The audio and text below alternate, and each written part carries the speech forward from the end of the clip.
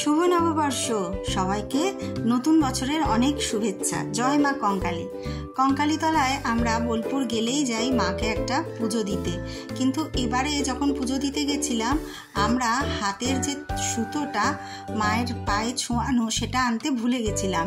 তো আমাদের ওখানে যে থাকে, যে ছেলেটার দোকান থেকে আমরা পুজো দিই, সেই ভোলা, মায়ের দান দোকানটার নাম, সেই ভোলা আমাদের খুব ভালোবাসে। তো ওকে ফোন করে বলতেই ও কুরিয়ারে সেই সুতোটা পাঠিয়ে দিয়েছে। আর বছরের প্রথম দিন মাকে প্রণাম জানিয়ে সেই সুতোটাই আমরা সবাই হাতে বেঁধে নিচ্ছি মায়ের আশীর্বাদ হিসেবে। তো এভাবেই দিনটা শুরু হয়েছিল।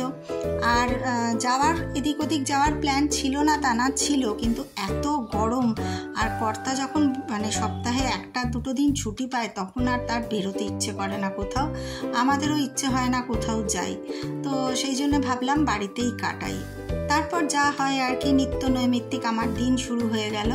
একটু পোলাও মাংস রান্না করলাম, আর এগুলো ছিল হিয়ার সকালবেলার ব্রেকফাস্ট আর তার গিফট।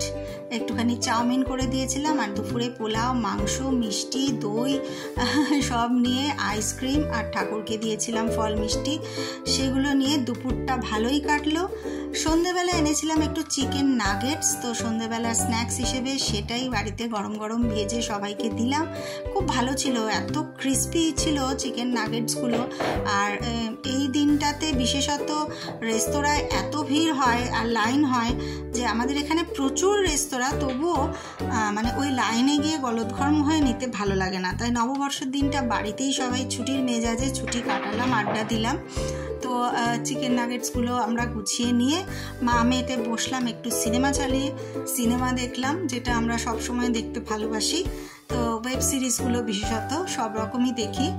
আর রাত্রিবেলায় ছিল কর্তার স্পেশাল পছন্দের মিক্স চাউমিন আর চিলি চিকেন, সেটাও পাড়ার দোকানেই অর্ডার করেছিলাম। ব্যাস এইভাবেই সারাদিনের আমাদের ভুরিভোজ চলল, আর এভাবেই কেটে গেল বছরের প্রথম দিন। সবাই নিশ্চয়ই খুব আনন্দ করেছো, ঘুরেছো, বেরিয়েছো। তো এভাবেই সারা বছর তোমাদের আনন্দে কাটুক, সেটাই ভগবানের কাছে প্রার্থনা করি। সবাই ভালো থেকো আর আমার পাশে থাকো। আজকের মতো নমস্কার।